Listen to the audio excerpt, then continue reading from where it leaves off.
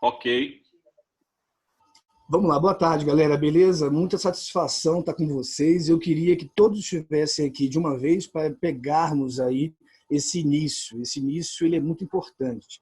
Bom, é o seguinte, nós temos três encontros, um para repor, que é aquela aula que o Carlinhos me substituiu, que eu tive uma pneumonia bacteriana antes do isolamento, e tínhamos 2 sextas de feriado. Então eu pedi para o Carlinho topou, vai ver com o Dudes, com o Alfeu, para eles virem para mim essa logística, para eu estar com vocês também nesses outros 2 encontros extras. Serão 3, então, tá certo?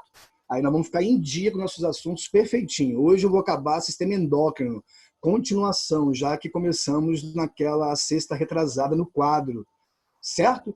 Então, muito prazer estar com vocês, satisfação mesmo, tá? Saudade de vocês, não vejo a hora de voltarmos, que até porque vai demorar um pouco aí, né?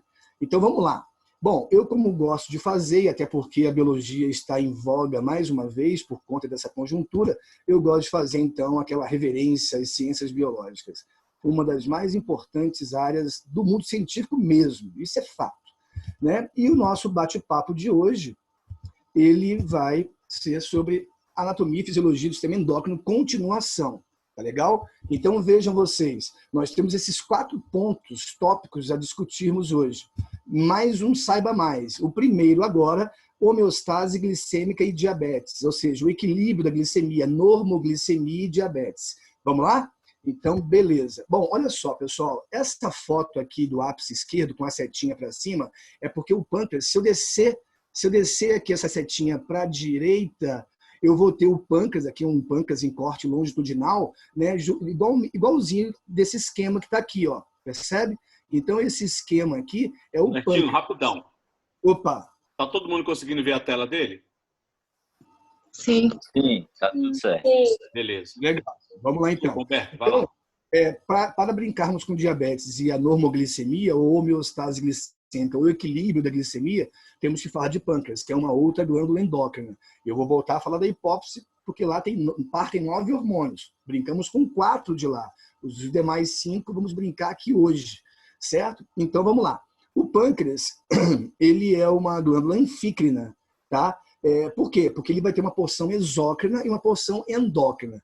Antes de qualquer coisa, o pâncreas está aqui, o esqueminha dele, e olha a posição dele no ápice do abdômen. Ele fica meio que acima do intestino delgado, veja, do começo do delgado, que é o duodeno, onde acaba a digestão, onde 3 secreções digestivas são lançadas. Uma é do córtex pancreático, que é a porção exócrina, porque tudo que a porção exócrina produz, que é o suco digestivo pancreático, vai ter que lançar para fora do corpo. Para onde? Para dentro do intestino delgado, para a luz do tubo. Tudo que eu lanço para a luz do tubo digestivo, eu estou lançando para fora do corpo.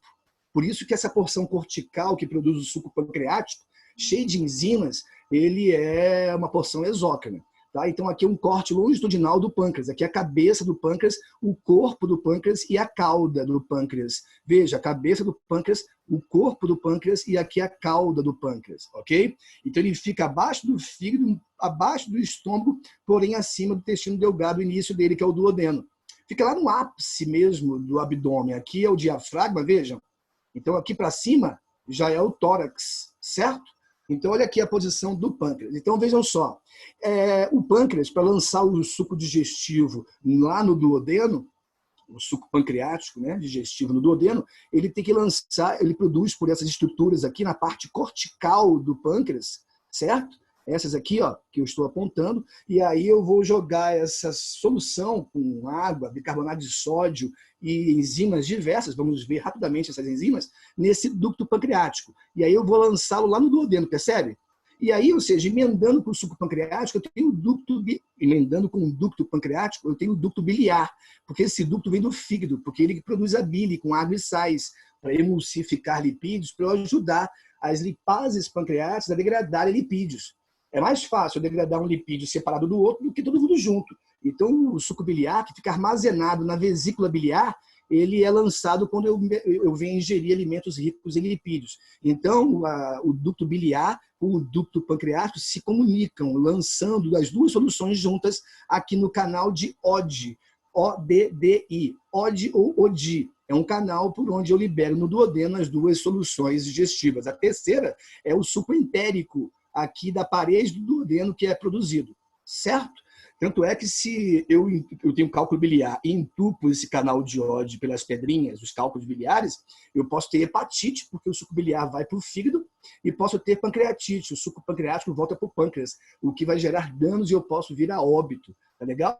Então essa é a porção exócrina. A porção endócrina é formada por essas estruturazinhas aqui, ó, de azulzinho. São as ilhotas de Langerhans. Vamos falar delas já já. Elas que produzem insulina e glucagon, que tem ligação, que tem tudo a ver com a regulação da glicemia em nós, sendo você aí uma pessoa saudável, sem danos no pâncreas. Então, por ser uma porção endócrina, então eu vou produzir hormônios, glucagon e insulina, e lançar no sangue.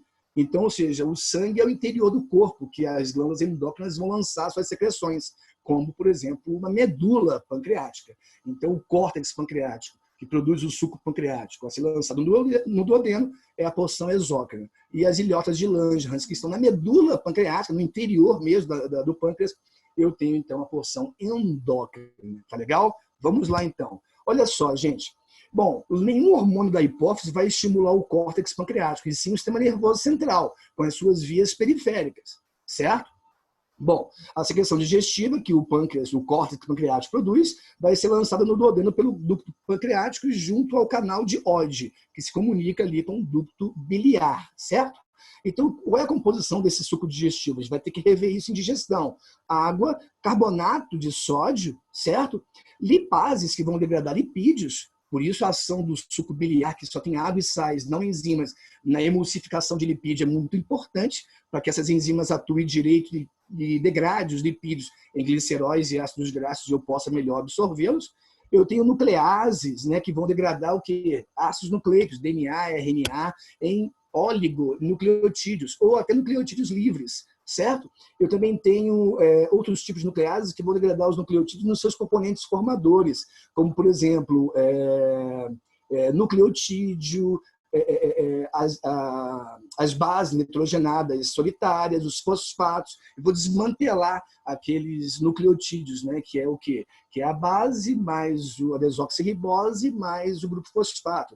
Então, eu tenho nucleases que desmantelam esses ácidos nucleicos todos, né? Vem lá do suco pancreático. Aí eu tenho também duas proteases aqui, ó, enzimas que quebram proteínas, tripsinogênios inativos, quimotripsinogênios inativos, e quando esses caras ativados em tripsinas e quimotripsinas, respectivamente, elas vão quebrar proteínas, aquelas que fugiram do estômago inteiras, porque é no estômago que eu degrado proteínas de fato. Aí, aquelas que passam batidos, ou aqueles pedaços de proteínas que o estômago gerou, essas garotas vão degradar em aminoácidos livres. E aí, aqueles pedaços ainda de oligonucleotídeos, oligopeptídeos, pedaços de proteínas, as peptidases, uma vez ativadas, porque o pâncreas produz as propeptidases inativas, eu tenho que ativar essas garotas, elas vão degradar, então, aqueles outros oligopeptídeos que não foram degradados ainda em aminoácidos livres. Certo? Então, vamos lá. O grande lance é que essas enzimas aqui, ó, da esquerda, são inativas. E eu tenho que ativá-las, senão não tem a degradação final, completa de proteínas, que é o composto orgânico mais abundante do nosso organismo. Então, veja, a enteroquinase é uma das enzimas principais, também proteásica, do suco entérico, que a parede do duodeno produz. Então, essa enteroquinase tem que estar presente, bonitinha, né, para que eu possa converter tripsinogênios em tripsinas. Aí sim, tripsinas vão degradar proteínas fugitivas do estômago, aquelas inteiras ou pedaços, são os oligopeptídeos, e a parte delas também vai o quê? Parte delas vai converter quimotripsinogênios em quimotripsinas. Essas quimotripsinas, parte vai degradar proteínas fugitivas do estômago inteiras, ou oligopeptídeos, pedaços de proteínas que o estômago gerou, e outra parte vai ativar propeptidases em peptidases, para degradar oligopeptídeos em aminoácidos livres. Olha que perfeitinho. Esse é o córtex pancreático, que produz o suco pancreático a ser lançado no duodeno, na luz do tubo digestivo, no duodeno, com o mesmo intestino delgado. Por isso é uma porção exócrina, tá? Por isso que a glândula é chamada de anfícrina. Eu tenho a parte exócrina, que é o córtex, e a parte endócrina, que é a medula, que nos interessa mais agora. Bom, aqui eu tenho a medula pancreática. Veja que isso aqui de azulzinho, isso aqui tudo são as ilhotas de Langerhans. Elas se encontram na medula pancreática. Esses ácidos ficam mais no córtex, é o que produz o suco pancreático. É a parte exócrina, córtex, e a medula, a parte endócrina. Então, tem 3 hormônios, 2 em especial. Essas ilhotas, elas são formadas por células beta, as responsáveis em produzir insulina. No DNA delas tem o gene que codifica a insulina. E as células alfa, aqui de azulzinho mais claro, são as células que vão produzir glucagon. No DNA dessas células tem um gene que codifica o glucagon. Legal. E eu também tenho as células delta, elas vão produzir somatostatina. Essa somatostatina, ela vai meio que regular a ação da insulina e glucagon. Ela ajuda nessa normoglicemia indiretamente, porque os protagonistas dessa ação homeostática de equilíbrio glicêmico é a insulina e o glucagon. E assim como o córtex pancreático, a medula também é pelo sistema nervoso central estimulada. Não há hormônio da hipófise que atue em nenhuma porção do pâncreas. Ok? Vamos lá, então. Então, como se dá essa glicemia? Poxa, você se torna hiperglicêmico em menor ou maior grau, dependendo do que você come e da quantidade que comeu. Sempre após uma refeição, você tem um quadro de hiperglicemia, como eu falei, em menor ou maior grau. Depende do que você comeu, depende da quantidade que você comeu. Então, quando você come alguma coisa, a glicemia aumenta. Vamos supor que você tenha tomado um pote de sorvete negresco. Poxa, você está ultra hiperglicêmico. Ou seja, conforme eu ingiro aquele sorvete, degrado ali aqueles oligosacarídeos, possíveis polissacarídeos. Eu tenho muitos monossacarídeos. Então, eu tenho que degradar aqueles polioligosacarídeos para poder gerar os monos e poder absorver do tubo digestivo para o sangue. Então, conforme vai chegando monossacarídeos no sangue, então há um sinal, né, que por vias periféricas isso é acionado, né, essa chegada de monossacarídeos ativa vias periféricas que chegam à corrente sanguínea e monitoram níveis de glicemia no meu sangue. Então essas vias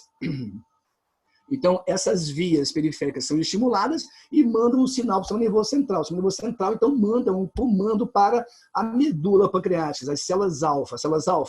A fulana de tal tomou um pote de sorvete negresco. Aí o sistema nervoso central, poxa, que loucura. Então ele pede para a medula pancreática, as células alfa, lançarem insulina. Por que eu tenho que lançar insulina? Conforme vai chegando insulina no sangue, cada insulina se liga a um monossacarídeo, uma glicose, por exemplo. Eu formo pares desses compostos no sangue. Por quê? Porque as minhas células estão sedentas por monossacarídeos. Você sabe que a fonte primária de energia de qualquer ser vivo, inclusive nós, humanos, são os monossacarídeos. Mas eu não tenho receptores que reconheçam esses monossacarídeos na membrana das nossas células, principalmente musculares e das células do fígado, os hepatócitos. Então, mas eu tenho receptores que reconhecem insulina.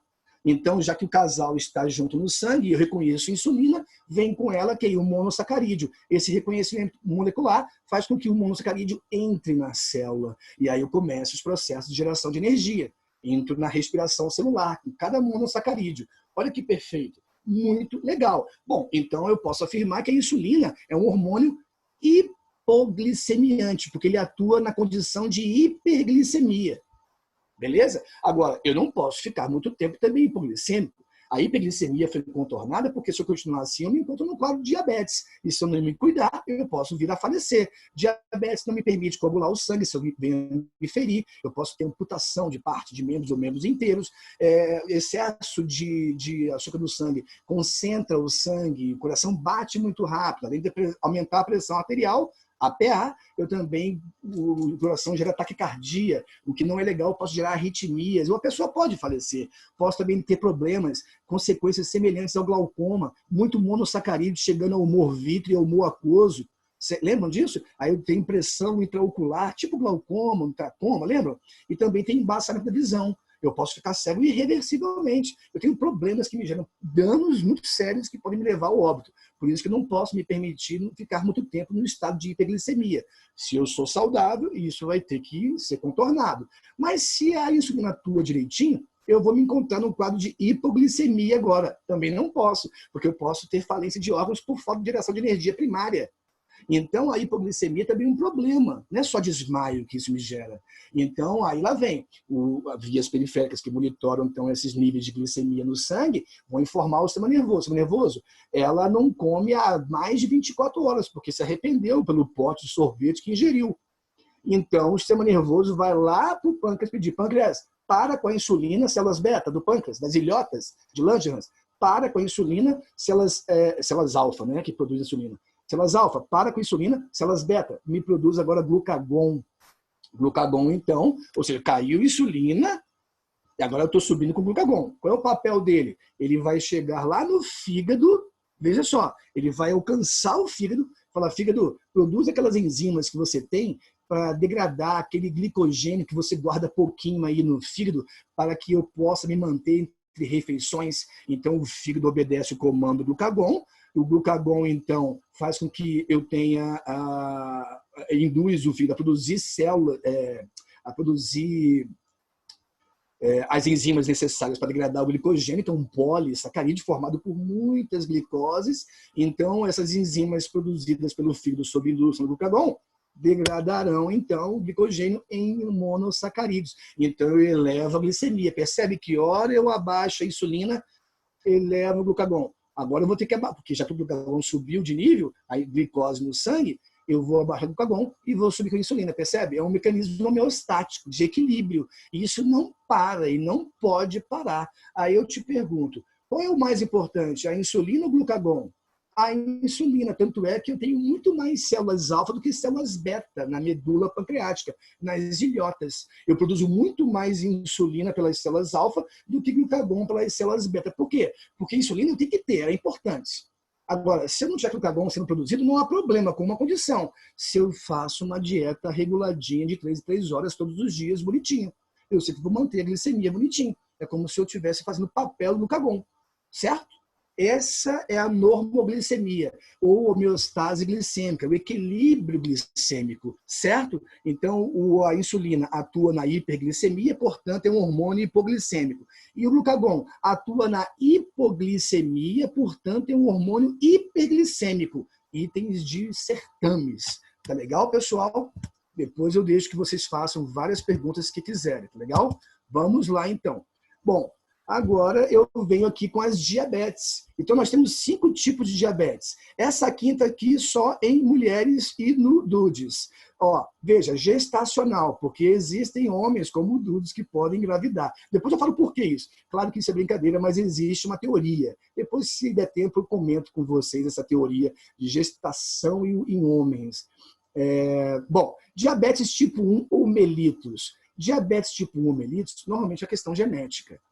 Tá? Ela tem relação com o gene codificador da insulina pelas células alfa das ilhotas de Langerhans na medula pancreática.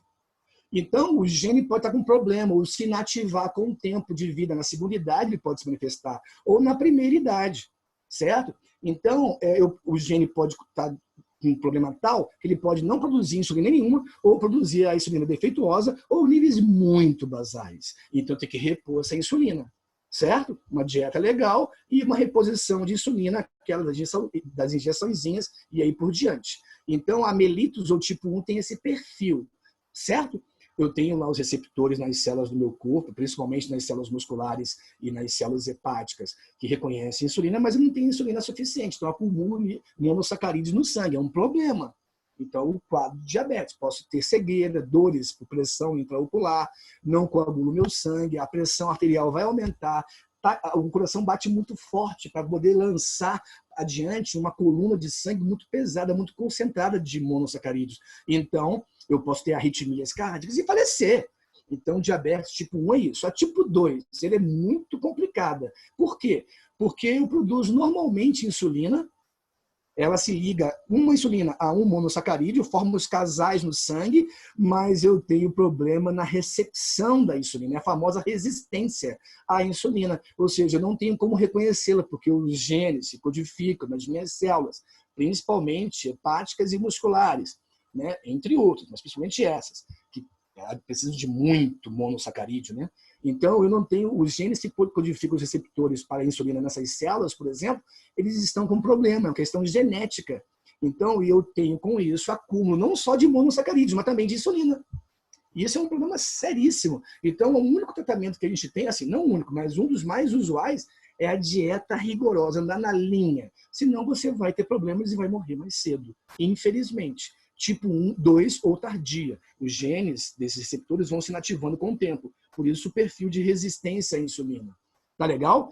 Aí eu tenho a diabetes adquirida. Poxa, é muito comum diante da má alimentação das pessoas quando criança. Aí os pais falam, meu filho é novinho, minha filha é novinha, deixa ela, é o dia, são os dias do lixo, final de semana é o momento do lixo, né? Onde a gente come muita besteira, muito doce, crianças adoram doce. Então, ou seja, os pais menos informados, certo? Ou aqueles pais que não amam os filhos, eles estão proporcionando uma condição futura em menor ou maior, de forma longínqua, ou até mais próxima, do filho no futuro próximo ou longínquo ter diabetes. Ou seja, eu vou sobrecarregar, porque se o moleque toma doce direto, ele estimula muito o pâncreas a produzir insulina. Então é igual uma maquininha, eu estou ali exigindo demais do pâncreas sem necessidade. E, poxa, na fase juvenil. Então, na segunda idade, o pâncreas está ali meio capenga. Então, ele pode deixar de produzir insulina. É a famosa adquirida. Eu vou tratar isso aqui como a diabetes tipo 1, reposição hormonal. Isso ninguém merece. Por isso que a alimentação é tudo. Claro que a gente às vezes abusa, mas o lance é de vez em quando. Tem que ter uma dieta legal, pelo menos de segunda a sexta. Não tem jeito. Pratos coloridos, evitar lipídio, carboidrato em excesso e também sal. E detalhe, carboidrato em excesso é convertido em lipídio, também não é legal, além de ferrar o pâncreas, ainda pode te deixar obeso e gerar problemas cardiovasculares, certo? Essa é a adquirida. E a insípidos? Bom, eu tenho 2 perfis. A insípidos tem relação com a queda da vasopressina, o famoso hormônio ADH. Nós vamos ver já já esse hormônio ADH. O ADH ele atua lá nos néfrons, estruturas dos rins que filtram o sangue e formam a urina. Então, o ADH ele é o nome dele, é o hormônio antidiurético. Ele impede que eu perca água. Ele concentra o sangue com solutos, com cálcio, sódio, potássio, para que os néfrons percam água por osmose de um meio menos agora para o meio mais concentrado. Então, a água vai do néfron para o sangue. Então, eu consigo segurar água no organismo. Se o hormônio ADH está inibido, no caso da insípidos, eu tenho problema genético, né? Eu tenho pouca produção de ADH ou menos, eu vou urinar demais. Eu não vou ter quem segure água no meu organismo, então eu vou perder muita água. E nessa perda de água, eu perco muitos nutrientes do sangue, monossacarídeos. E detalhe, tudo que eu venho a comer, eu comi um biscoito creme cracker, eu tomei um pote de sorvete negresco, o sistema nervoso, junto ao pâncreas, não consegue discernir se você ingeriu pouco ou muito carboidrato, monossacarídeos. E o pâncreas está sempre produzindo muita insulina. Por isso que eu pus essa interrogação. O outro fator é a produção exacerbada de insulina. Então, no caso de diabetes insípidos, você fica muito hipoglicêmico mais rapidamente e mais frequentemente. Então, veja, você está perdendo muita água e também muitos monossacarídeos. Claro que quando eu tenho muita insulina, eu consigo levar para as células muito monossacarídeo, mas também perco demais. Tanto é que quando eu urino ali na terrinha, muitas formiguinhas podem se aproximar, porque tem muito carboidrato, monossacarídeo. É um sinal de diabetes insípidos. Urino demais, perco nutrientes demais também, junto com esses nutrientes, dentre eles monossacarídeos. Então, qual é o grande lance aqui? É um paradoxo. Eu tenho que ingerir carboidratos. Olha que louco. Agora, isso é um problema. Mesmo com a dieta correta, o meu pâncreas está com problema. Eu estou sempre produzindo muita insulina. Uma hora ele vai parar de produzir, vai ter pane. Eu estou exigindo demais dele. Ele por ele mesmo. É uma questão genética. Então eu vou me tornar então um diabético adquirido. Então aqui eu ingiro carboidratos, eu vou me tornar um diabético que eu adquiri na minha vida, após essa situação, e vou ter que passar então a repor hormônio insulina e parar com carboidrato. Olha que louco. Isso aqui é um paradoxo. Ok, pessoal? Legal? Por isso, interrogação. Essa interrogação é o quê? É a produção exacerbada de insulina, além da queda de ADH. Urino muito e libera muito nutrientes, entre eles monossacarídeos. Certo? E a diabetes gestacional? Poxa, quando a mulher engravida, há um dilúvio hormonal. Ocorre um dilúvio hormonal. E muitos desses hormônios, muitos hormônios podem cair de níveis no sangue, temporariamente, de forma reversível e irreversível. Um deles pode ser a insulina. Por isso que muitas mulheres adquirem pressão alta na gestação, e aí pode acabar quando o parto acontece. Ou não, muitas mulheres adquirem diabetes gestacional na gestação e pós, ou não, porque pode ser reversível e irreversível. A gravidez gera um dilúvio nos hormônios e um dos que podem cair de nível drasticamente é a insulina. ela vai ter que fazer reposição hormonal, como se fosse uma diabetes adquirida, certo? Como se fosse uma tipo 1 também, né? Tudo bem? Mas veja que são 5 perfis com causas diferentes, com tratamentos de algumas semelhantes. Ok, pessoal? Fique ligado na Insípidos, tá legal? Dúvidas? Me perguntem depois, tá bom? Faço questão de discutir com vocês. Isso é diabetes. Então, se você repõe o hormônio insulina, veja aqui, ó, aqui são semanas, da semana 1 à semana 4, veja. Isso com reposição de insulina, né?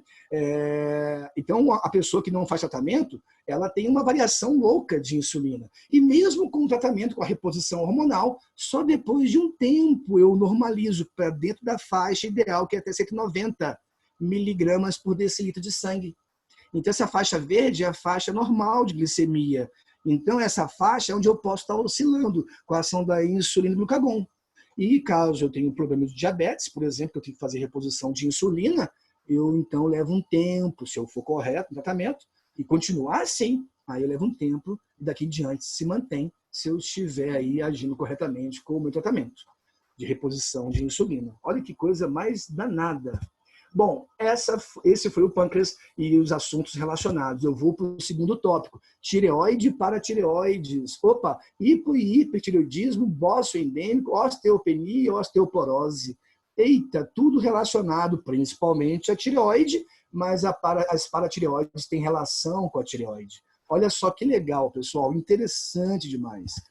Veja, aqui é a tireoide, né, uma extração de necrópsia, né, da tireoide. Onde ela fica? Olha aqui a laringe, eu de frente para essa pessoa aqui, isso aqui é um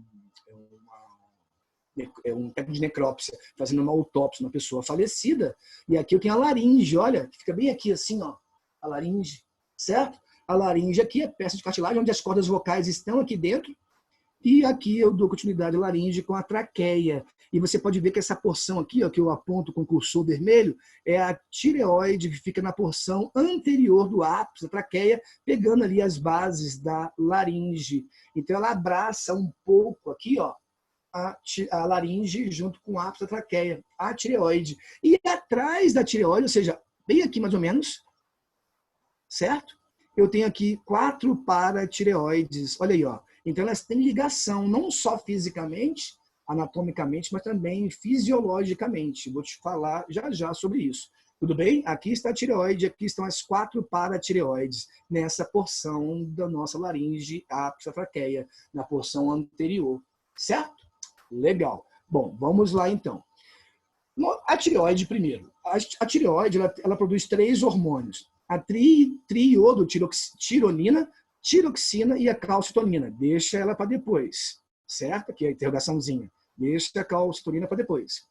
Vamos falar do T3, que é triodotironina, e do T4, tiroxina. Por que T3 e T4? Porque pode perceber que na estrutura química da triodotironina, eu tenho 1, 2, 3 átomos de iodo. Sem esses iodos, esse hormônio não atua. Veja, e o T4 tem 4. Olha aqui, ó, 4 iodos. Sem um iodo faltando, o hormônio não atua. Veja, então, se eu produzo bonitinho esses hormônios, eles têm que atuar. Tá, mas eles só vão atuar se forem ativados. Por quem? Pelo ácido ascórbico ou vitamina C. A vitamina C ou ácido ascórbico é a mesma coisa. Nome formal e aqui nome de farmácia, nome popular. Vitamina C. Então, esses caras ativam esses hormônios para que eles possam regular o metabolismo. E essa regulagem tem ligação com a otimização de obtenção e utilização de energia, ou seja, esses hormônios atuando normalmente, no metabolismo é corretinho. Batimentos cardíacos em repouso, 64, 70 batimentos por minuto, pressão ali em torno de 12 por 8, 11 por 7, enfim, 11,5 por 7,5, tudo normal. Na prática física, sobe os batimentos, sobe a pressão, normal, enfim, situação de estresse, mas em níveis normais ou em níveis de estresse, eles têm que atuar lá em cima ou lá embaixo, dependendo da situação. Isso depende de quem? De um hormônio da hipófise, lá da adenohipófise, o TSH, o hormônio tireotrófico, é aquele que atua, vem lá da adenohipófise, da porção anterior da hipófise, é um daqueles 6 que a adeno-hipófise produz, armazena e lança no sangue sob comando do hipotálamo, e aí ele é adeno-hipofisário. Ele que vai estimular a tireoide a produzir T3 e T4, certo? Bom, esses caras fazem o quê? Regulam o metabolismo. Então, se eles estiverem em alta, ou porque o TSH está em alta, ou se o TSH está normal, mas o gene do T3 lá na tireoide, ou o gene do T4 lá na tireoide estiver hiperativo, problema genético, eu vou ter produção de mais desses dois hormônios. Muito normalmente, o problema se encontra no TSH. Mas existem pessoas com hipertireoidismo cujo problema é no gene hiperativo do T3 e do T4 nas células da tireoide. Então, se eu tenho esse cara em alta, o TSH, ou T3 e T4 em alta, normalmente é o TSH em alta, lá na hipófise, eu tenho hipertireoidismo. Se o TSH está em baixa, problema no gene do hormônio TSH lá na adeno-hipófise, ou o gene do T3 e o gene do T4 está em baixa, problema genético também, baixa nesse cara ou baixa nesses dois, eu tenho hipotireoidismo. Tanto no hiper como no hipotireoidismo, normalmente, em muitos casos, o problema está na produção de TSH. Ou de mais, hipertireoidismo, ou de menos, hipotireoidismo. Certo? Então veja isso. Aqui eu tenho os distúrbios da tireoide. Tenho três distúrbios. Aqui o hipertireoidismo, aqui o hipotireoidismo, aqui o bócio endêmico. Guarda ele já já. No hipertireoidismo, veja, eu tenho então o TSH em alta ou os genes T3 e T4 atuando de forma exacerbada. Normalmente é o TSH o problema, tá? Mas tem casos que o problema está nos genes dos hormônios T3 e T4 lá na tireoide.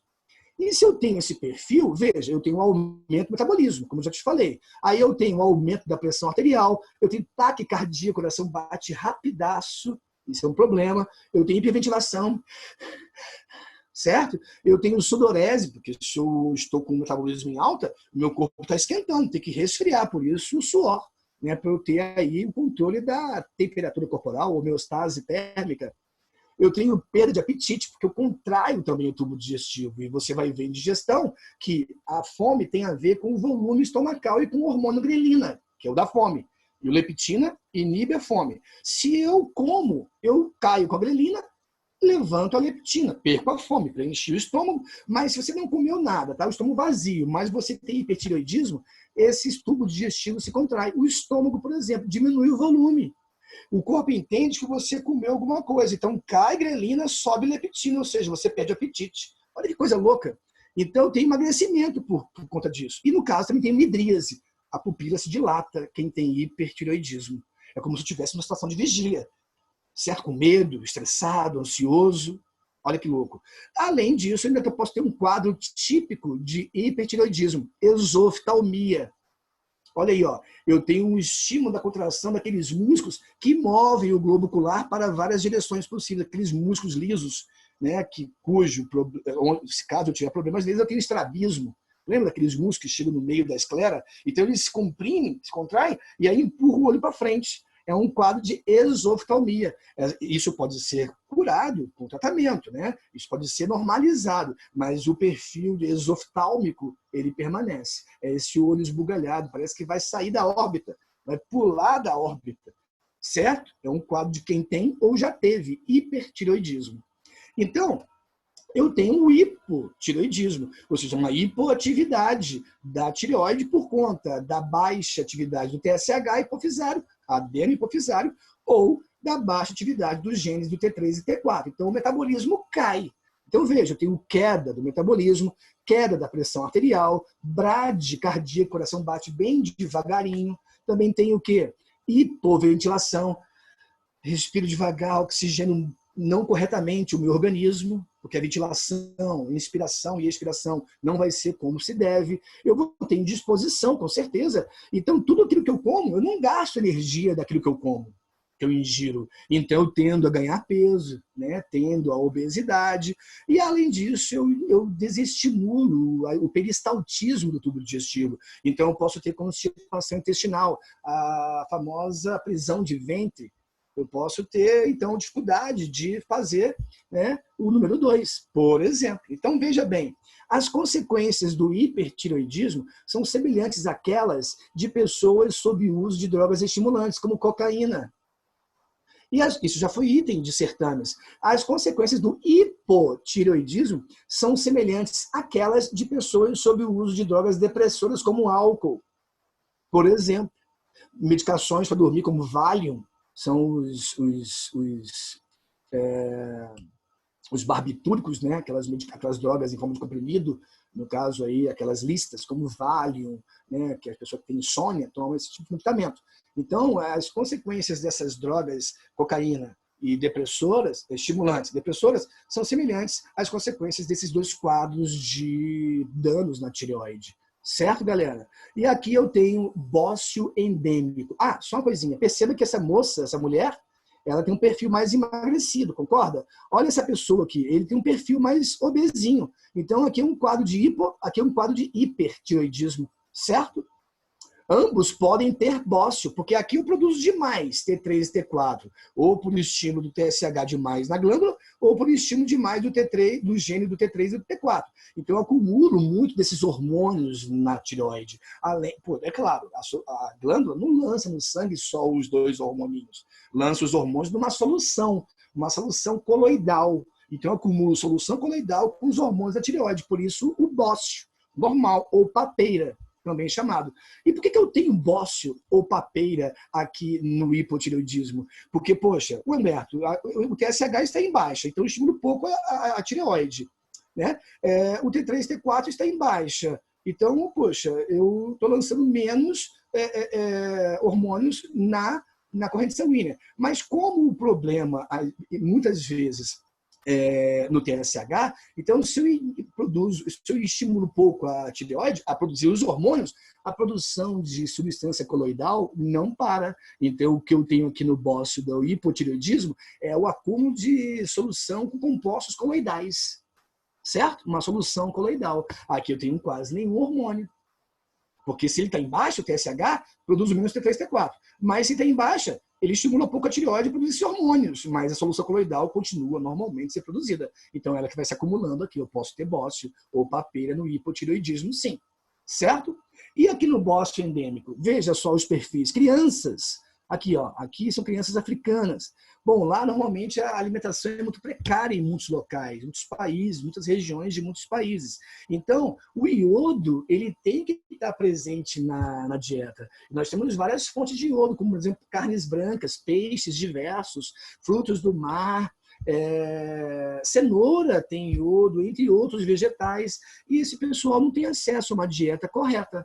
Então, eu tenho TSH normalmente. O gene do TSH na adenipófise está perfeito. Os genes do T3 e do T4 na tireoide estão perfeitos. Mas os hormônios são lançados no sangue pela tireoide sem função, porque eles não têm iodo na sua composição química. Então o corpo entende que não tem ninguém lá no sangue de T3 e T4. Então o organismo estimula o hipotálamo a fazer com que a adenipófise lance muito TSH no sangue. Por isso a papeira. Percebe? Então, ou seja, as consequências do bócio endêmico, né? Porque isso aqui é um tipo de hipotireoidismo, não deixa de ser. Então, se é um tipo de hipotireoidismo, o bócio endêmico, veja, eu deveria ter as consequências semelhantes ao do hipotireoidismo também. Mas você vê que as crianças são magras. É porque lá, se elas não ingerem alimentos ricos em iodo, elas também vão estar deixando de adquirir alimentos ricos em outros nutrientes. Então, por isso, a magreza. Né? Então, não vou ter obesidade em pessoas que não comem direito. Então, isso é complicado. Então, eu tenho perfis. Eu deveria ter as consequências iguais do hipotireoidismo, no bócio endêmico. Mas isso muda porque as pessoas alimentam-se muito mal. Então, o bócio endêmico é um tipo de hipotireoidismo. E assim como esse quadro clínico, o hipertireoidismo gera a papeira, outra denominação para o bócio, e o hipotireoidismo também pode gerar. E no Brasil, o bócio endêmico foi erradicado há décadas, porque desde o começo do século passado, o sal é iodado, é lei no Brasil. Nem em todos os países isso é lei. Então, tudo que você come, ingere nessa vida, tem sal. Tudo. E esse sal, como é iodado, de lei, por lei, então aqui no Brasil é erradicado o bócio endêmico. Certo, pessoal? Itens de vestibulares, vários tipos de certames. Ok, essa foi o T3 e T4. E a calcitonina da tireoide, o terceiro hormônio da tireoide. Vejam só. Aqui eu tenho um osteócito, um dos 4 tipos de células ósseas. Um segundo tipo, osteoblasto. Um terceiro tipo, osteoclasto. O quarto tipo são os osteônios, que formam os canais de Volkmann, lá nos ossos. Vou falar disso, esquelético, muscular. Então veja, aqui eu tenho um osteócito. E entre um osteócito, é uma micrografia linda de um osteócito. Veja, isso aqui é o osteócito, aqui é o seu núcleo. Entre um osteócito e outro, ou seja, nos interstícios dessas células, eu tenho que ter deposição de minerais, uma matriz eu tenho que ter entre as células osteócitas, nos interstícios das células osteócitas. Essa matriz ela é formada por compostos inorgânicos e orgânicos. Orgânicos, quais são? A matriz orgânica, colágeno. Colágeno, tenho lá proteína colágeno, formando estruturas colaginosas nas epífises ósseas. Vamos ver também mais em sistema esquelético muscular. Além dessa matriz orgânica, tem uma matriz inorgânica muito importante. A hidroxiapatita, que eu encontro nos dentes, que dá dureza ao dente, também lá na dentina do dente. Isso também está na matriz óssea, entre os osteócitos, nos interstícios dos osteócitos. E também fosfatos e carbonato de cálcio. Eu não posso ter cálcio puro, não. Senão eu teria um osso muito rígido. O osso tem que ter rigidez, porém flexibilidade. Se ele fosse muito rígido, ele seria mais fácil de quebrar. Então, são fosfatos e carbonatos de cálcio. Então, veja, eu tenho essa composição entre as células ósseas. E quem vai depositar esses minerais nesses interstícios? E alguém vai ter que remover, tem que ter uma modelação óssea. Eu tenho que modelar, estar sempre modelando esse osso, para que eu tenha uma densidade óssea ideal para a sua idade, para o seu peso, para a sua altura. Quem vai fazer isso? Quem vai depositar esses minerais? Deposição, esse D aqui, ó. Os osteoblastos que vão depositar esses minerais. Vão tirar do sangue esses fosfatos de cálcio, carbonato de cálcio, por exemplo, que vem da dieta. Vem da dieta esses minerais. Eles vão tirar do sangue e colocar na matriz óssea. Mas eu não posso colocar demais, senão eu vou ter um osso muito rígido. Tem gente que quando calcifica o osso, fica aquele volume alto de hipercalcificação. É um probleminha aqui. Agora, eu tenho que remover para sempre estar assegurando uma densidade correta. Quem vai remover R de remoção? Os osteoclastos vão remover esses minerais da matriz óssea e jogar no sangue. Agora, alguém vai ter que orquestrar reger essa orquestra. Então, o maestro é a calcitonina. Ele que vai controlar a atividade dos osteoblastos e osteoclastos. Olha aí que loucura. Mas para que esse hormônio seja atue sobre essas células ósseas, osteoblastos e osteoclastos, eu dependo da vitamina D, também chamado de calciferol, que eu obtenho pela dieta. Nenhuma vitamina você produz. A gente obtém todas pela dieta. A gente degrada elas todas e aí elas se transformam em pró-vitaminas D, C.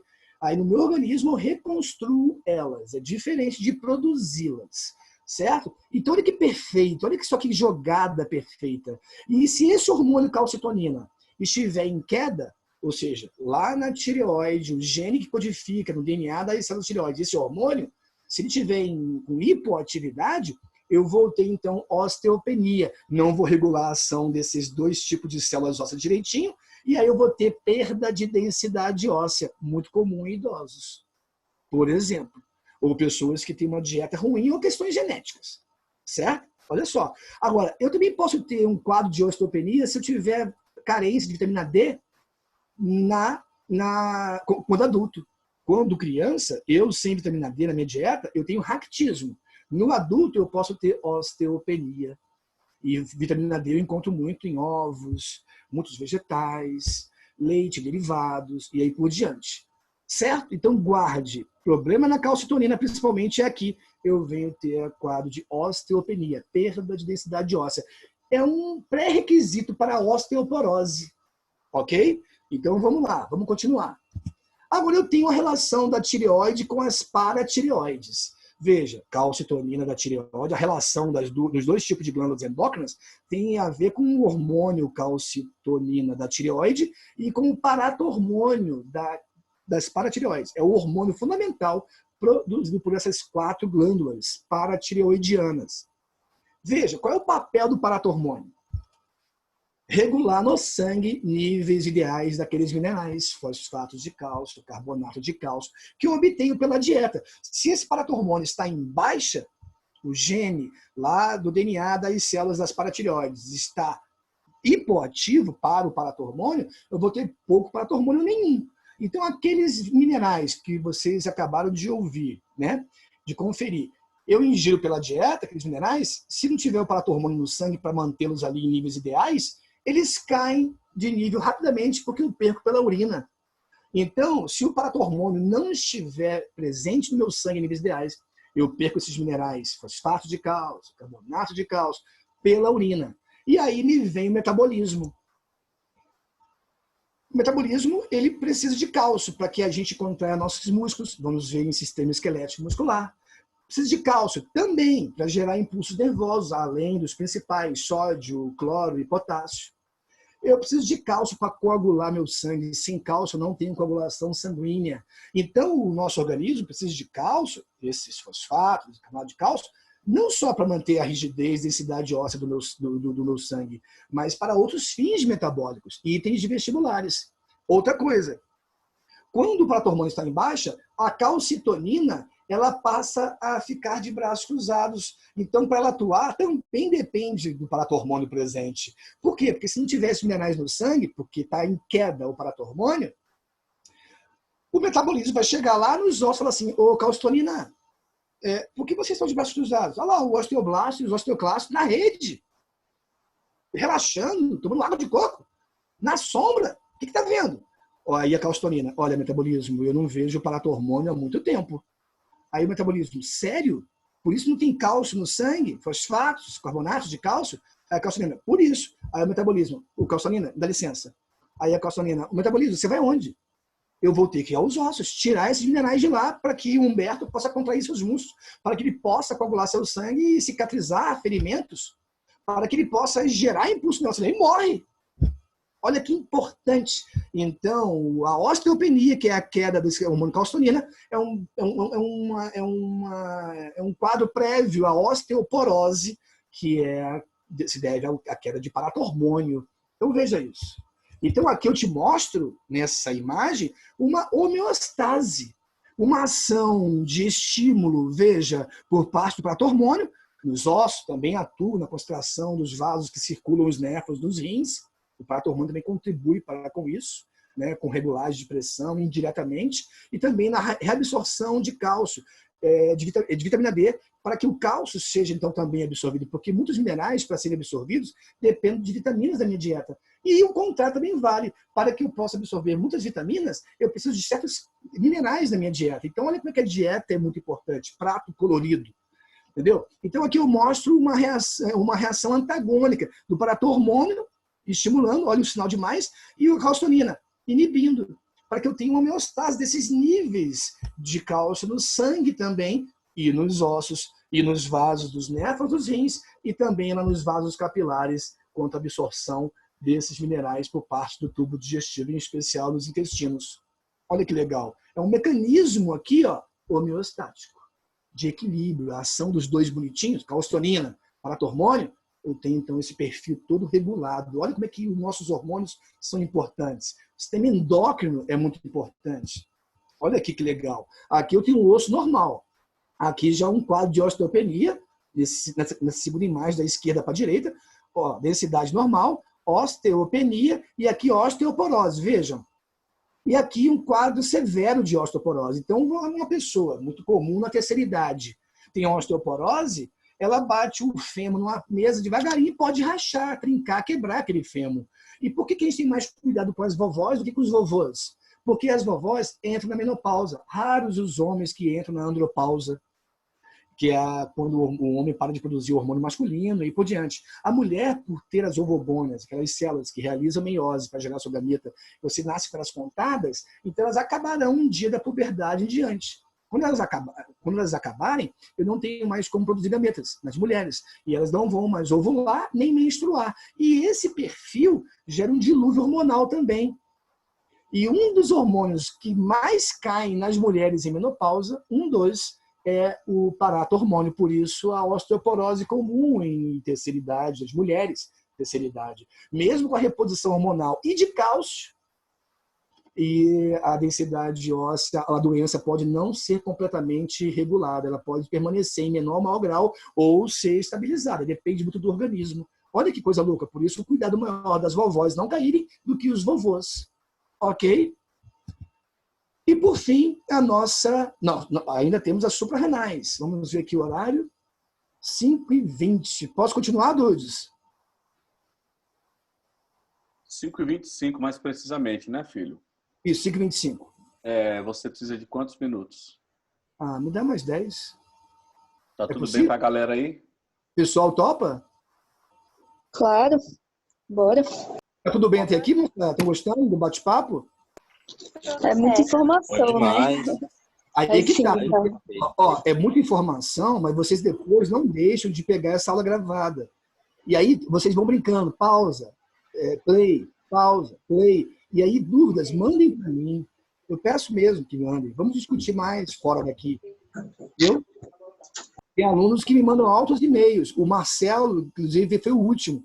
Viu, Marcelo? Vou te responder hoje a sua dúvida. Você me mandou lá no e-mail, não esqueço. A Isabelle, tem uma galera que me manda aqui altas dúvidas. A Ana Paula, entre outras, Natasha, lá por e-mail. Mande, é muita coisa. Mas é muito importante, percebe, galera?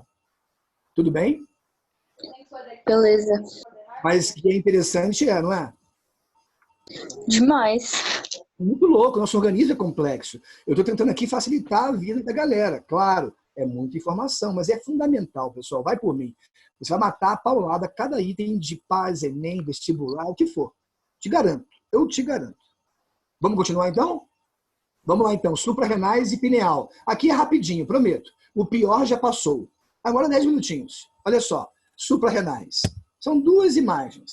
Primeiro, suprarrenais são duas glândulas endócrinas. Outro tipo de glândula endócrina. Só observação, as paratireoides não são estimuladas por hormônio algum da hipófise, tá? É o sistema nervoso central com as suas vias periféricas, assim como o pâncreas. A tireoide não, é lá do TSH da hipófise que estimula a tireoide. Só essa ressalva para vocês não deixarem de guardar, tá bom?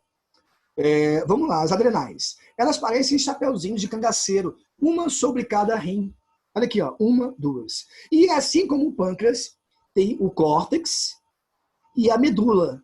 Olha aqui, ó. O que me interessa aqui é o córtex, porque é aquele hormônio da adenopófise, ACTH, lembram? Hormônio adrenocorticotrófico. Opa! Hormônio de adrenais corticotrófico, porque vai atuar no córtex adrenal. A medula, quem vai atuar aqui? O sistema nervoso central. E, diferentemente do pâncreas, as adrenais não são anfícrinas. Não tem função exócrina aqui, não. Tanto o córtex aqui como a medula tem função endócrina. Tanto o córtex como a medula produzem hormônios. 2 no córtex, 2 na medula. Certo? Vamos ver já já. Repito. Quem estimula o córtex? O hormônio ACTH, hormônio adrenocorticotrófico. Quem estimula a medula? O sistema nervoso central. Beleza? Aqui é um corte histológico, onde eu vejo aqui 3 zonas no córtex das adrenais. Eu tenho a cápsula, que é a membraninha que reveste a adrenal, uma membraninha, um tecido conjuntivo, bem fininho, né? Eu tenho a zona glomerular, eu tenho a zona fasciculada do córtex e a zona reticular. Não me interessam essas zonas. Só quero que vocês saibam que essas zonas são formadas por células, por produtos de diferenciação das que originam essas células. Então, tem um grupo de células diferentes. Aqui, reticular, eu tenho fibras reticulares, formadas por tipos diferentes de colágenos. Enfim, tem o tecido conjuntivo nesse córtex, além da cápsula, certo? Então, tem o córtex, saiba disso. E a medula, bem fininha aqui, ó. Aqui para baixo já tem a medula, que é essa parte marrom escurinha aqui em cima. Tá legal? Bom, olha só, a segunda e última imagem de adrenais, ou suprarrenais também, né? Adrenais ou suprarrenais, ok? Também assim chamadas. Veja, olha o hormônio ACTH, adrenocorticotrófico, ou seja, o hormônio da adenohipófise, que atua no córtex das adrenais. Esse hormônio, veja, vai atuar onde? Olha aqui a seta, no córtex da adrenal, que vai daqui, ó, você já sabe, ó, a setinha preta, até aqui, quando eu tenho o início da medula. Então, essa parte todinha aqui é o córtex. Então, esse hormônio vai atuar aqui, para que esse hormônio, então, estimule essa região glandular, cortical, a produzir dois hormônios, aldosterona e cortisona. A aldosterona, qual um dos seus grandes papéis? Contribuir para a concentração de sais minerais, ajudando de forma mais indireta com o ADH, que o papel do ADH, vamos ver em sistema excretor, é o quê? É concentrar os vasos que norteiam os néfrons dos rins. Néfrons são aquelas estruturas que filtram o sangue e formam a urina. Então, a aldosterona vai ajudar o ADH na concentração de sais naquela região, naqueles vasos que norteiam os néfrons. Esse é o papel, um dos grandes papéis da aldosterona.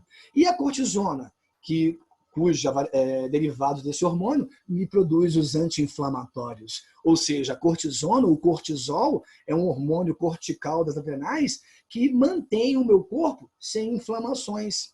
Porque tem pessoas que dão início a processos inflamatórios por uma batidinha na perna, na mesa, no braço, no portal. Então, a cortisona tenta regular o seu organismo a manter-se sem infecção, por exemplo, né? Em estado normal, fisiológico, a cortisona tenta manter o seu organismo sem processos inflamatórios, que não precisa, não tem nada induzindo a inflamação acontecendo no seu corpo. Por que vai ter inflamação?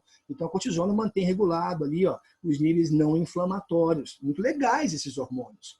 Tá? Esse é o hormônio ACTH, que atua no córtex adrenal para produzir esses dois hormônios. Ok? E o sistema nervoso central, veja, com as suas vias periféricas, vão estimular a medula. Aqui é a medula. Daqui para baixo é a medula. A produzir epinefrina, ou adrenalina, e norepinefrina, ou noradrenalina. Ou seja, epinefrina e noradrenalina são hormônios e transmissores químicos lá nas sinapses, para estimular o organismo em situações de estresse, vigília, ansiedade, nervosismo. Agora, a epinefrina, principalmente, também a norepinefrina, né, que é a noradrenalina. Mas a noradrenalina tem um perfilzinho a mais que vale a pena comentar. Esse hormônio aqui tende indiretamente a manter regulado as pressões sanguíneas, a pressão arterial. O responsável por isso é renina, tá? E a angiotensina 2. Vamos ver isso lá em cardiovascular, controle da pressão arterial. Mas, indiretamente, a norepinefrina tende a manter a pressão ali reguladinha, no nível ideal, indiretamente. Esses são os hormônios adrenais. Aqui em cima, do córtex, aqui embaixo, da medula. Quem estimula o córtex? ACTH, adrenocorticotrófico, hormônio da adenohipófise. Quem estimula a medula? Sistema nervoso central. Agora, por fim, a pineal. Também é rapidinho. E é muito legal. Olha só, isso aqui é uma foto real, num corte sagital do sistema nervoso central superior. Olha aqui o hemisfério direito cerebral. Olha aqui o cerebelo. Olha aqui o corpo caloso que une os dois hemisférios por baixo. Os dois hemisférios estão aqui, e o corpo caloso por baixo. Então, aqui é a porção anterior desse sistema nervoso central superior. Aqui é a porção anterior, aqui é posterior. Então, veja que a pineal, uma glândulazinha do tamanho de um grão de ervilha, semelhante à hipófise quanto ao tamanho, ela está bem aqui na porção posterior abaxial do corpo caloso, lá no centro da sua cabeça, abaixo do centro cerebral, basicamente. Abaixo e no fim do corpo caloso, certo? Essa é a pineal, veja, que loucura. E aqui eu te falo um lance interessantíssimo para a gente ir fechando. Veja, a pineal é uma glândula muito importante porque produz o hormônio melatonina, o hormônio do sono. Veja, quando a luz do dia chega, esse hormônio, a pineal é inibida, então para de produzir melatonina. Está aqui a sua estrutura química. Tá? Para de produzir a melatonina. O dia está rolando, a tireoide estimulada, com T3 e T4, metabolismo normal, estou ali aquecendo o corpo, trabalhando, estudando, fazendo prática física. Enfim, quando o dia vai acabando e a noite vai chegando, você muda ali as radiações solares e seus comprimentos de ondas. Então, a pineal passa a ser estimulada e a produzir melatonina quando a noite vai chegando. Então, a melatonina, quando ela passa a ser produzida com a noite chegando, o dia trocado pela noite, a melatonina passa a subir de nível no sangue, ficar em níveis ideais e atuar na tireoide, inibindo ela para que ela caia com a produção de T3 e T4, que regula o metabolismo. Então, cai o metabolismo, vem o sono. Então, veja esse gráfico. 8 da manhã a 8 da noite, durante o dia. Melatonina em baixa. O dia, as luzes, né, do sol durante o dia, os raios luminosos, aqueles comprimentos de ondas, inibem a pineal e eu não produzo melatonina. Deixa a tireoide trabalhar perfeitamente. Mas a noite chegou. Aqui, ó, 8 da noite a 8 da manhã, escurinho. Ó, a melatonina em alta. Certo? Aí ela vai caindo. Quando o dia começa a amanhecer e sobe. Ela em alta, tireoide para de funcionar. Ela em... Para não, cai o funcionamento. Não para, cai o funcionamento. Ela em baixa, melatonina, a tireoide trabalha normalmente. E aí por diante. Olha só que perfeito. Aí você já caiu várias provas da UNB, as últimas, os últimos vestibulares. O quê? O ciclo circadiano. Veja, deixa eu ver aqui, 6 da manhã, fim da produção de melatonina. Então, aqui, ó, pico da produção de cortisol, porque o cortisol ele impede que o corpo se inflame por nada e você não tem aí as atividades normais, né? Período de maior alerta, né? Perto do meio do dia, você está ligadaço, né? Aí vem, depois de meio-dia, maior coordenação, eficiência cardíaca e força muscular, está em alta, né? Metabolismo em alta, tireoide com T3 e T4, beleza. Vem 6 da tarde, opa, temperatura corporal mais alta, ó, e a pressão sanguínea maior, e isso tende a mudar, porque o corpo descanse. Então, o início da produção de melatonina, quando a noite começa, lá para 8 da noite, 8, 9 horas, ó, e aí eu durmo, descanso o corpo, sono profundo, temperatura corporal baixa, ó, o calor do corpo mais baixo, tudo bonitinho, músculo relaxado, aí vem o dia, tudo recomeça. Esse é o ciclo circadiano. Então, nesse gráfico, eu mostro o que é sono REM e não REM, que uns falam de sono REM. O que é sono REM? Não é o sono legal. É onde eu tenho o movimento dos olhos, movimento parcial dos globos oculares, né? Ou seja, o sono REM é quando eu estou ali sonhando, meus olhos ficam mexendo. Então eu não consigo descansar, porque quando eu estou sonhando e vejo algo, meus olhos funcionam no sonho. Tanto é que muita gente acorda com pesadelos e todo suado, ou seja, o corpo funciona. Se você está em sono REM, você não descansa o organismo. Então, o ideal é essa parte aqui, ó. O sono não REM, que aí é o sono profundo, onde eu descanso o organismo. Certo, galera? Essa é a diferença de sono REM e sono REM. E um saiba mais, só para a gente fechar. 1 minuto. Interrogação, interrogação, interrogação, interrogação. Olha a hipófise, cadê a porção mediana? Olha o antidiurético, o que é isso? É o ADH. Olha o hormônio somatotrófico, é o GH. Então, para você ficar ligado, não está aqui a porção mediana, com aquele hormônio MSH. Então, o ADH atua onde? Nós vamos ver em sistema excretor. Atua lá nos vasos sanguíneos de vermelhinho aqui, ó, que norteiam os néfrons. Aqui o néfron, certo? Que filtra o sangue e forma a urina, concentrando os vasos sanguíneos com sais minerais, para que não perca água do organismo pela urina.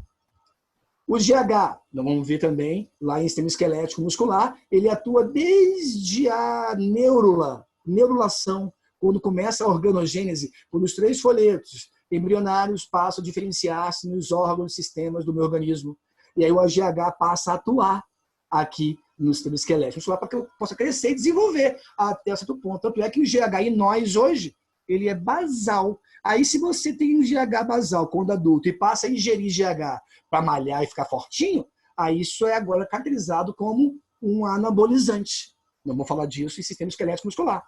E aqui o MSH, um dos seus principais papéis, ajudar a vitamina D nas células da pele, nos meus melanócitos, a produzir melanina. E aqui eu te mostro, aqui ó, o bronzeamento excessivo solar, o que pode causar. Imagine a laser, por exemplo, entre outros métodos artificiais. Ok, pessoal? É isso, endócrino para vocês. Professor Humberto, Oi, meu garoto. eu tenho uma dúvida aqui. Eu estou na Pode? condição de aluno, então... Eu posso pôr aqui minha imagem? Pode. E a gente já está vendo você, fica tranquilo. Tá bom, tudo bem. Lindão, E aí, seguinte. a você, seguinte, Edu, primeiro, seguinte, vai lá. É bom que acho que vai acrescentar na sua aula aí. Com o passar do tempo, a pessoa vai envelhecendo, a glândula pineal, ela para, não é que ela para, ela diminui, de repente, a produção de melatonina, porque o próprio organismo vai deixando de produzir. Existe alguma contraindicação em tomar aqueles comprimidinhos de melatonina, 3 miligramas, 5 miligramas e tal, para repor o sono e tal, ou não tem problema algum? A sua pergunta é semelhante daquelas pessoas, aquelas mulheres vaidosas, por exemplo, que as mulheres são mais vaidosas do que os homens. Claro que os homens também são, mas as mulheres são mais. Aí aquelas mulheres que não querem ter rugas, por exemplo, Dudes, aí elas vão comprar gelatina com muita queratina. Desculpa, com muito colágeno, perdão, muito colágeno. Para quê? Porque o colágeno é uma proteína que forma as fibras de colágeno que dão firmeza à pele. E quando a gente vai envelhecendo, as rugas vêm, é normal, marcas de expressões. Aí essas mulheres compram gelatinas, que existem umas diferentes, cheias de colágeno. O que vai adiantar você tomar esse comprimidinho de melatonina? Eu ingerir essa gelatina com colágeno. Eu vou degradar essas proteínas em aminoácidos. O grande lance, Dudes, e as meninas, os garotos, dieta legal, pratos coloridos. É isso. Não há contraindicação, não há. Mas não vai adiantar, não vai adiantar. Não vai adiantar, né? Não, Nada. é porque eu tô falando isso, porque a minha esposa, ela toma. Então explique. Ela toma uma melatonina. E a gente, assim, aqui no Brasil é difícil achar, a gente comprou lá nos Estados Unidos. Não precisa. Mas é a questão da dieta, né? A dieta é tudo, gente. Essa é a pele que quer ficar com a pele bonita. Vocês, garotas, garotos novos, querem ficar bonitões muito tempo? Alimente-se bem. Se você não gosta de vegetais, só lamento. Tanto é que muitos idosos têm insônia, porque a melatonina ela vem sendo menos produzida. É normal, a máquina, o Dudes, cada glândula nossa, órgão, sistema, eles vão tendo problemas com o tempo. É igual um carro. Uhum. Entendeu? Então, cai a melatonina, o sono vai se perdendo, por isso tem gente que nem dorme direito, tem insônia. Muito a ver com a melatonina também. Né? Okay. Muito louco. E vocês, meninas e meninos, tudo bem? Muita informação, né? Muito. Sim, muita coisa. Mas vocês gostaram do bate-papo? Curtiram? Sim. Muito pra legal. caramba. É muito legal. Olha, coragem de quem quer fazer medicina, viu? Oi? Coragem de quem quer fazer medicina, viu? Ou outro curso de saúde. Curso de saúde tem a ver com tudo isso. Agora, note bem, não só medicina, e mesmo aquelas pessoas que querem fazer artes visuais, direito, que não tem muita ligação com os cursos de saúde, é importante também para o nosso dia a dia. Não vejo, sabe, isso para mim é muito claro, é muito importante para o nosso dia a dia também. Não só para provas, não só para cursos de saúde, para outros, qualquer curso. Temos que conhecer o nosso organismo, gente. Por isso que a fisiologia humana é a área mais difícil da biologia de ensino médio, é a maior frente e a mais complexa, porque exige muito pré-requisito. Beleza, galera. Acho que é isso. Oi, só uma perguntinha aqui, alguém com dúvida? Desculpa. Rapidinho. Então eu posso afirmar que o raquitismo, a osteopenia e a osteoporose são causadas pelas mesmas carências vitamínicas? Peraí. A vitamina D ou calciferol em baixa na criança, eu tenho raquitismo. Vitamina D ou calciferol em baixa no adulto, eu posso vir a ter não só acromegalia, que a gente vê isso em bioquímica, tá? Primeiro ano. Acromegalia, extremidades do corpo, mãos, queixo e pés grandes, né? Por falta de vitamina D no adulto. Mas, desculpa. Isso tem a ver com GH. Não vamos ver isso em esqueleto muscular.